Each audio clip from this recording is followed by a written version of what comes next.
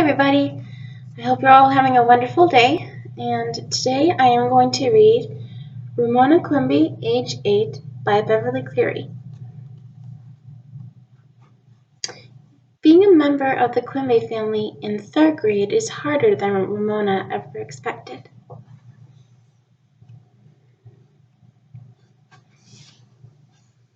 Chapter 1. The First Day of School. Ramona Quimby hoped her parents would forget to give her a little talking to. She did not want anything to spoil this entire exciting day. "Ha ha, I get to ride the bus to school all by myself," Ramona bragged to her big sister Beatrice at breakfast. Her stomach felt quivery with excitement at the day ahead, a day that would begin with a bus ride just the right length to make her feel a long way from home, but not long enough, she hoped, to make her feel carsick. Ramona was going to ride the bus, because changes had been made in the schools in the Quimby's part of the city during the summer. Glenwood, the girls' old school, had become an intermediate school, which meant Ramona had to go to Cedarhurst Primary School. "Ha ha, yourself!" Beezus was too excited to be annoyed with her little sister. "Today I start high school." "Junior high school," corrected Ramona, who was not going to let her sister get away with acting older than she really was. "Rosemont Junior High School is not the same as high school, and besides you have to walk." Ramona had reached the age of demanding accuracy from everyone, even herself. All summer, whenever a grown-up asked what grade she was in, she felt as if she were fibbing when she answered 3rd, because she had not actually started the 3rd grade. Still, she could not say she was in 2nd grade, since she had finished that grade last June. Grown-ups did not understand that summers were free from grades. "Ha ha to both of you," said Mr. Quimby, as he carried his breakfast dishes into the kitchen. "You're not the only ones going to school today." Yesterday had been his last day working at the checkout counter of the ShopRite market. Today he was returning to college to become what he called a real live school teacher.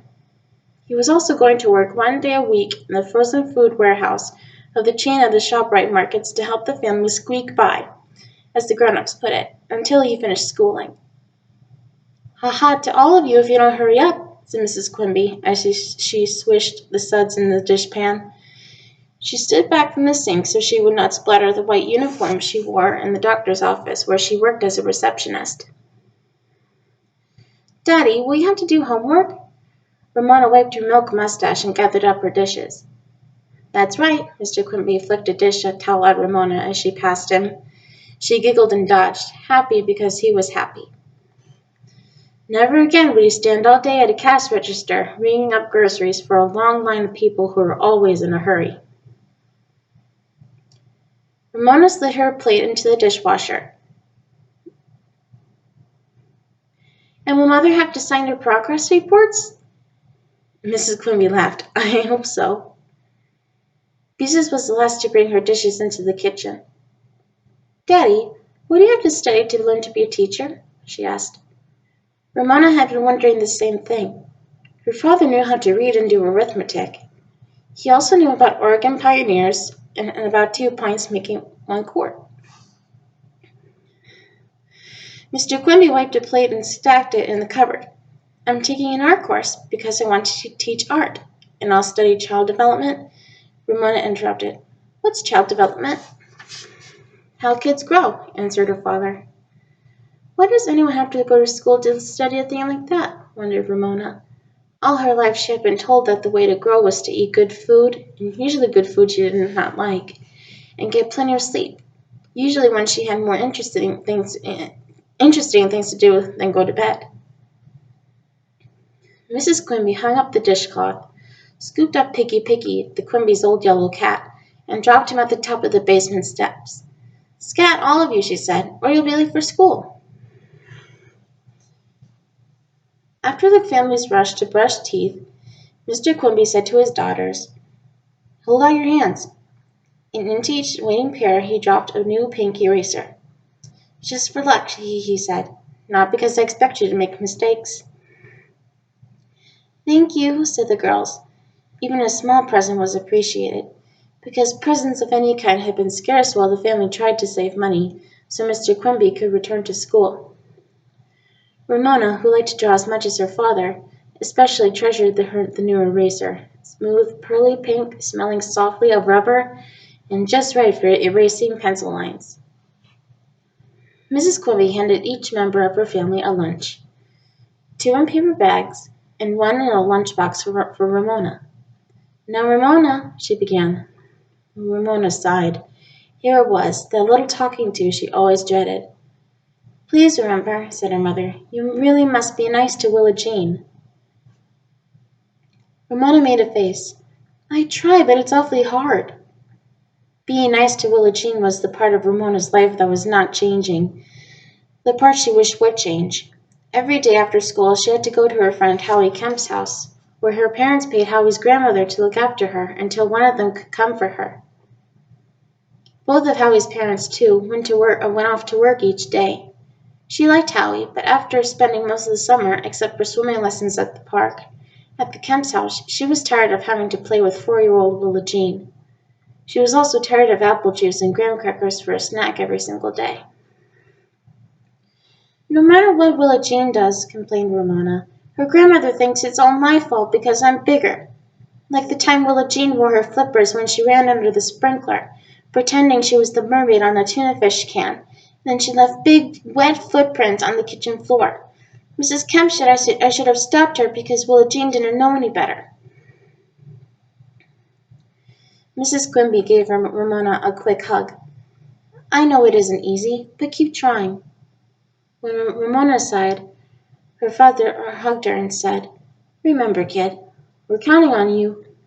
Then he began to sing, "We've got high hopes, try hopes, buy cherry pie and July hopes." Ramona enjoyed her father's making up new words for the song about the little old ant moving the rubber tree plant, and she liked being big enough to be counted on. But sometimes when she went to the Kemps, she felt as if everything depended on her. If Howie's grandmother did not look after her, her mother could not work full time. If her mother did not work full time, her father could not go to school. If her father did not go to school, he might have to go back to being a checker, the work that made him tired and cross. Still, Ramona had too many interesting things to think about to let her responsibility worry her as she walked through the autumn sunshine toward her school bus stop, her new eraser in her hand, new sandals on her feet, the quivery feeling of excitement in her stomach, and the song about high hopes running through her head.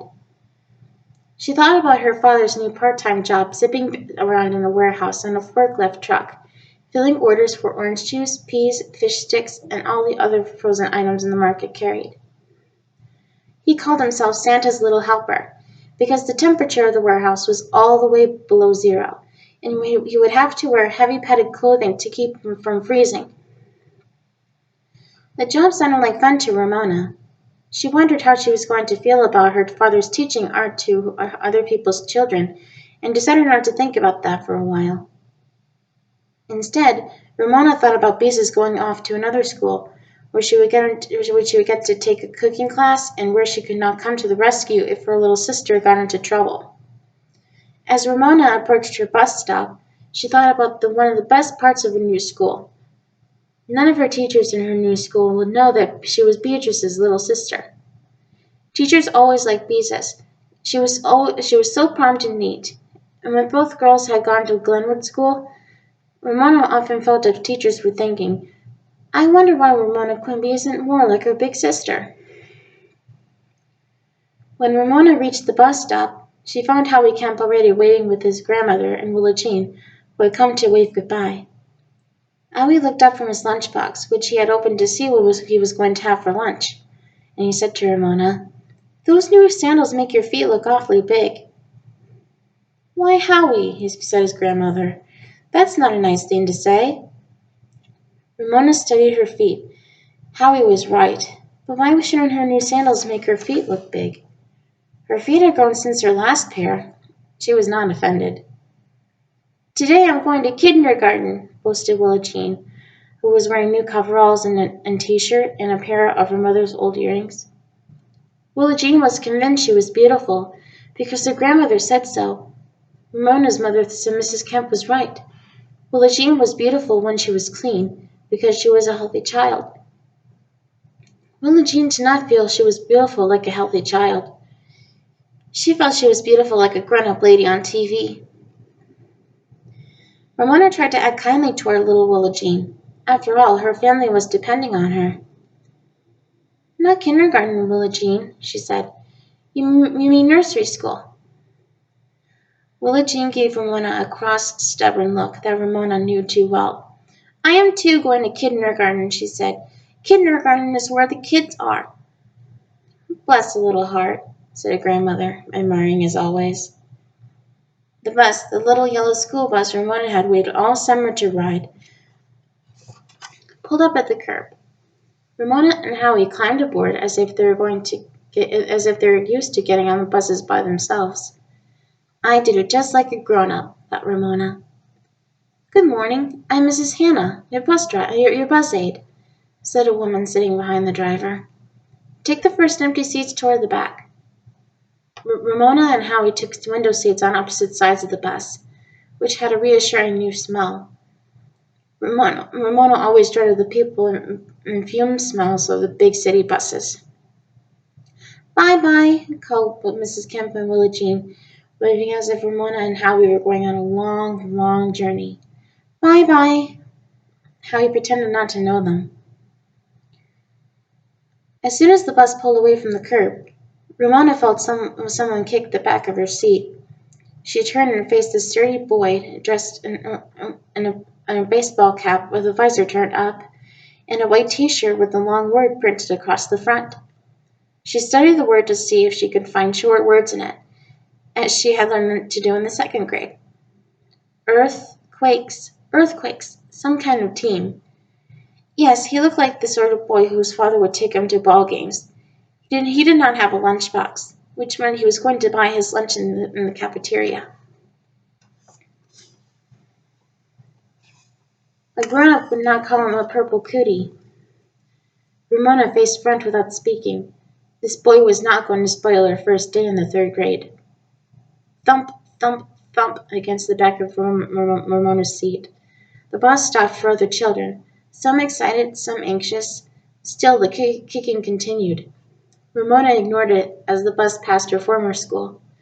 Good old Glenwood, thought Ramona, as if she had gone there a long, long time ago. All right, Danny, said the bus aide to the kicking boy. As long as I'm running shotgun on this bus, we won't have anyone kicking the seats. Understand? Ramona smiled to herself as she heard Danny mutter an answer. How funny, the bus aide, saying she was running shotgun as if she were guarding a shipment of gold on a stagecoach, instead of making children behave on a little yellow school bus. Ramona pretended she was riding a stagecoach, pursued by robbers, until she discovered her eraser. Her beautiful pink eraser was missing. Did you see my eraser? She asked a second-grade girl who had taken the seat beside her. The two searched the seat and the floor. No eraser. Ramona felt a tap on her shoulder and turned. Was it a pink eraser? Asked the boy in the baseball cap. Yes. Ramona was ready to forgive him for kicking her seat. Have you seen it? Nope. The boy grinned as he jerked down the visor of his baseball cap. That grin was too much for Ramona. Liar, she said with her most ferocious glare, and faced front once more, angry at the loss of a new eraser, angry with herself for dropping it so the boy could find it. Purple cootie, she thought, and hoped the cafeteria would serve him fish portions and then those canned green beans with the strings left on, and the apple wedges, the soft, mushy kind with tough skins, for dessert. The bus stopped at Cedarhurst, Ramona's new school, a 2-story red brick building very much like her old school. As the children hopped out of the bus, Ramona felt a little thrill of triumph. She had not been carsick. She now discovered she felt as if she had grown even more than her feet. Third graders were the biggest people, except teachers, of course, at this school. All the little first and second graders running through the playground, looking so young, made Ramona feel tall, grown up, and sort of, wise in the ways of the world. Danny shoved ahead of her. Catch! He yelled to another boy. Something small and pink flew through the air and into the second boy's cupped hands. The boy wound up as if he were pitching a baseball, and the eraser flew back to Danny. You give me back my eraser! Encumbered by her lunchbox, Ramona chased Danny, who ran, ducking and dodging among the first and second graders. When she was about to catch him, he tossed her eraser to the other boy. If her lunchbox had not banged against her knees, Ramona might have been able to grab him. Unfortunately, the bell rang first. "Yard apes!" yelled Ramona, her name for the sort of boys who always got the best balls, who were always first in the playground, and who chased their soccer balls through other people's hopscotch games. She saw her pink eraser fly back into Danny's hands. "Yard apes!" she yelled again, tears of anger in her eyes. "Yucky yard apes!" The boys, of course, paid no attention. Still fuming, Ramona entered her new school and climbed the stairs to find her assigned classroom, which she discovered look out over rooftops and treetops to Mount Hood in the distance. I wish she would erupt, she thought, because she felt like she was exploding. She felt like exploding with anger. Ramona's new room was filled with excitement and confusion. She saw some people she had known in her old school. Others were strangers. Everyone was talking at once, shouting greetings to old friends or looking over those who would soon become new friends, rivals, or enemies. Ramona missed Howie, who had been assigned to another room, but wanted to know that yard ape Danny was sitting at a desk, still wearing his baseball cap and tossing Ramona's new eraser from one hand to another. Ramona was too frustrated to speak. She wanted to hit him. How dare he spoil her day? "All right, you guys, quiet down," said the teacher. Ramona was startled to hear her class called "you guys." Most teachers she had known would say something like, I feel I am talking very loud. Is it because the room is noisy?" She chose a chair at a table at the front of the room and studied her new teacher, a strong-looking woman with short hair and a deep tan. Like my swimming teacher, thought Ramona. "My name is Mrs. Whaley," said the teacher, as she printed her name on the blackboard. "Whaley. I'm a whale with a Y for a tail." She laughed, and so did her class. Then the whale with a Y for a tail handed Ramona some slips of paper. "Please pass these out," she directed. "We need some name tags until I get to know you." Ramona did as she was told, and she walked among the desks. She discovered her new sandals squeak. "Squeak, creak, squeak." Ramona giggled, and so did the rest of the class. "Squeak, creak, squeak." Ramona went up one aisle and down another. The last person she gave a slip to was the boy from the bus, who was still wearing his baseball cap. "You give me back my eraser, you yard ape," she whispered. "Try and get it, Bigfoot," he whispered back with a grin. Ramona stared at her feet. Bigfoot? Bigfoot was a hairy creature 10 feet tall, who was supposed to leave huge footprints in the mountain snows of southern Oregon. Some people thought they had seen Bigfoot slipping through the forest, but no one had ever been able to prove he really existed. Bigfoot, indeed. Ramona's feet had grown, but they were not huge. She was not going to let him get away with this insult. "Superfoot to you, yard ape," she said right out loud, realizing too late that she had given herself a new nickname. To her astonishment, Yard Ape pulled her eraser out of his pocket and handed it to her with a grin. "Well!" With her nose in the air, Ramona squeaked back to her seat. She felt so triumphant that she returned the longest way around and bent her feet as much as she could to make the loudest possible squeaks. She had done the right thing. She had not let Yard Ape upset her by calling her Bigfoot. Now she had her eraser in her hand. He would probably call her Superfoot forever, but she didn't care. Superfoot was the name she had given herself. That made all the difference. She had won. Ramona became aware that she was squeaking in the midst of an unusual silence. She stopped mid-squeak when she saw her new teacher watching her with a little smile. The class was watching the teacher. "We all know you have musical shoes," said Mrs. Whaley. Of course the class laughed. By walking with stiff legs and not bending her feet, Ramona reached her seat without squeaking at all. She did not know what to think. At first she thought Mrs. Whaley's remark was a reprimand, but then maybe her teacher was just trying to be funny. She couldn't tell about grown-ups sometimes.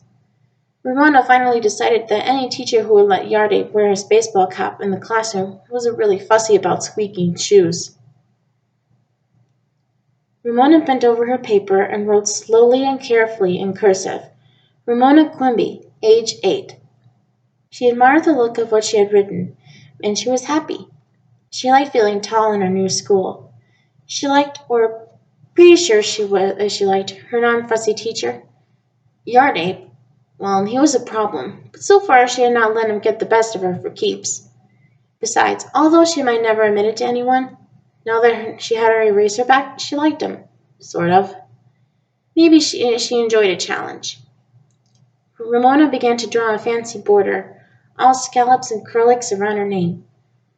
She was happy too, because her family had been happy that morning, and because she was big enough for her family to depend on.